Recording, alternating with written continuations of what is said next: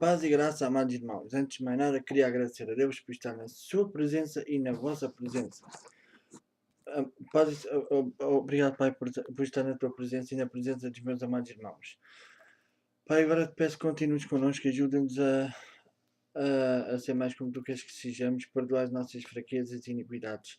Ajuda-nos a viver para ti e a negar-nos a nós mesmos. É tudo o que eu te peço e agradeço, Jesus, em teu nome, que vives e reinas para sempre. Amém e amém, Jesus. Amados, como já temos falado da congregação, da tenda da congregação, da reunião e da. Ah não, antes de mais nada, peço desculpa. Antes de mais nada, queria mandar abraços para todos vocês e queria-vos pedir duas coisas. Tudo o que eu tiver a dizer que não esteja de acordo com a palavra, com o assunto, em nome de Jesus, digam, pois sou homem para errar. Depois também vos queria pedir que nas vossas orações se lembrassem de dois assuntos, do povo de Israel e de Jerusalém, e que se lembrassem de mim e da Cássia, pois temos um propósito para com Deus e temos a cumpri-lo. Então, em busca de uma resposta, se vocês também quiserem nos acompanhar, agradecemos. Bem, continuando, nós temos falado da congregação, da tenda da congregação, da assembleia, da reunião e da Assembleia para chegar ao conceito da Igreja, para saber ou para recordar o que ela realmente é, outra vez, ou o que ela é. Bem, como eu costumo fazer,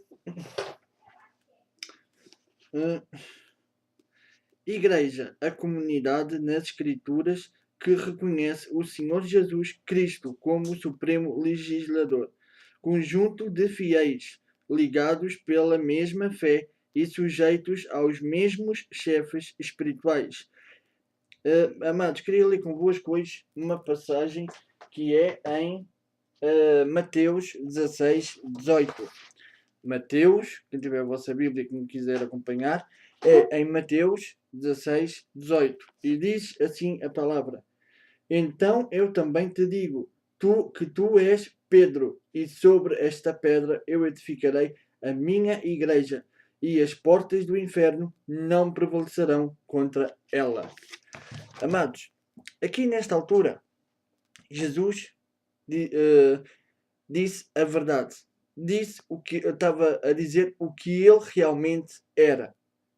Ele tinha dito que era o pão o pão vivo que tinha descido do céu, e que quem comesse daquele pão, da sua carne, que jamais morreria, que quem bebesse do seu sangue não teria sede. Ou seja, os seus discípulos, os seus discípulos naquela altura, se calhar até pensavam, pensavam se calhar entre si, poxa, então, mas peraí, dizem que tu és o filho de Deus e tu estás-nos a querer fazer com que sejamos canibais? Comer a tua carne e o teu sangue, e beber do teu sangue? E estás a querer se calhar fazer com que nós sejamos pior que aqueles que serviam a Baal ou os outros gentios? Se calhar eles pensaram assim, mas não. Jesus estava a dizer isto, mas porque ele sabia que ia fazer a ceia do Senhor. E então ele perguntou: quem dizem os homens que são? Que eu sou, que é o Filho do Homem. E então eles diziam, responderam-lhe anteriormente, diziam, responderam-lhe, uns dizem João Batista, outros Elias, e outros Jeremias, ou um dos profetas. No versículo 15 vimos, e respondeu-lhes ele, e vós quem dizeis que eu sou? E agora no 16 vimos, e Simão Pedro respondeu: Tu és o Cristo, o Filho do Deus vivo. Pedro agora assumiu e viu que ele era o Filho do Deus vivo. Simão Pedro aqui já não viu, já não teve aquela visão dos homens que lá quando o abandonaram, já não teve aquela visão aquela visão humana, mas sim, Pedro viu, ou Deus lhe revelou, e ele viu já espiritualmente. Tu és o que tu disseste ser. Tu és o pão vivo que desceu do céu.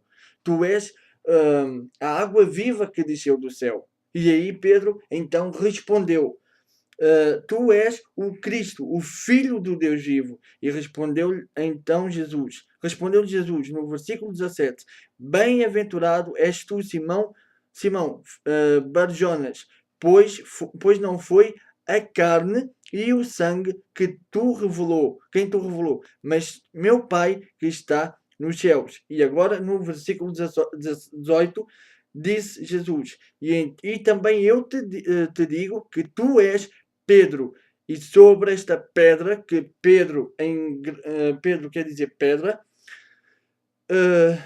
esta pedra edificarei a minha igreja e as portas do inferno não prevalecerão contra ela. Atenção, eu digo atenção porque sei que há muitos católicos que gostam de ouvir estas mensagens, e eu vou dizer isto não para constranger alguém, nada disso. Mas aqui, na Igreja Católica, antigamente, e mesmo se calhar agora, não sei, quando meteram Pedro acima daquilo que ele era, quando aqui Jesus disse que ele era a pedra a quem ele ia edificar a sua igreja, não, isso foi uma maneira simbólica de que Jesus disse. Não quer dizer que ele seja uma pedra, não quer dizer que Pedro era acima de qualquer um dos outros discípulos ou de qualquer um dos outros homens. Não. Pedro passaria a ser o apóstolo que Jesus escolheu para poder.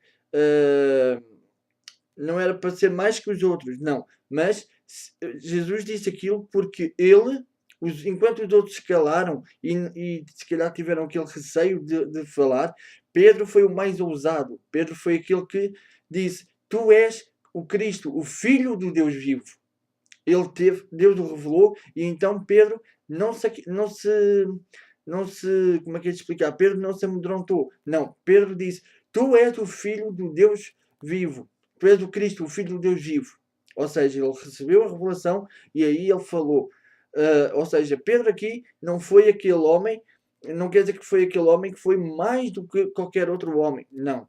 Pedro é igual a qualquer um de nós. É claro que os apóstolos, se nós formos aqui a ver, os apóstolos são pessoas que receberam aquelas virtudes que receberam, mas porque Deus os concedeu. Não quer dizer que eles fossem mais poderosos ou isto ou aquilo que nós. E se foram é porque Deus o quis. Mas não quer dizer que merecem estar no altar ou que são mais poderosos. Não. E nem são mediadores, como na Igreja Católica ensinaram ou ensinam. Não sei ainda. Mas não são mediadores entre Deus e o homem. Não. O Pedro foi um homem como outro qualquer. Tanto que Pedro também morreu e Pedro está no sepulcro. E Pedro foi um homem como nós, e Pedro foi somente aquele homem que recebeu a revelação e e respondeu a Jesus corretamente. Simplesmente isto. Como qualquer um de nós, se nos fizerem uma pergunta, qualquer um de nós, e se nos for revelado, e se nós respondermos, não quer dizer com isso que nós sejamos mais que este ou mais que aquele. Somos todos iguais. Aos olhos de Deus somos todos iguais. Não é por não ser pastor, não é por eu ser ancião, não é por eu ser missionário, não é por outro. Não, somos todos iguais. Como aqui podemos ver, isto foi uma maneira simbólica. Foi uma maneira de mostrar que Pedro recebeu a revelação e que Jesus considerou e gostou da maneira de ele responder. Não quer dizer que Pedro fosse mais que alguém. Não. Tanto que aqui Jesus disse no versículo 17: Bem-aventurado és tu, Simão Barjonas, pois não foi a carne, ou não foi carne e sangue, quem tu revelou, mas meu Pai que está nos céus. Ou seja, Jesus disse no versículo anterior que foi Deus quem revelou. E é isto que Jesus quis dizer quando disse que era a pedra. Ou seja, foi porque foi revelado por Deus. Agora, aqui podemos ver como começou a igreja. Pedro foi considerado a pedra, ou seja, o primeiro. Eu creio que fosse isso. Pedra, a primeira, mas na terra. Não quer dizer que ele fosse algo por ali além. Não. Porque o primeiro e o último, tudo, acima de tudo, está Jesus. Agora, Simão Pedro foi só o que recebeu a revelação. Já agora. E que nós fiquemos cientes que a igreja, quanto mais unida for, quanto mais forte for, como aqui Jesus disse, e as portas do inferno não prevalecerão contra ela. Mas lá está, se formos unidos e fortes, jamais o diabo pode fazer o que ele quiser contra nós. Agora, se cada um for para o seu lado, aí o diabo pode entrar e fazer o que ele quiser.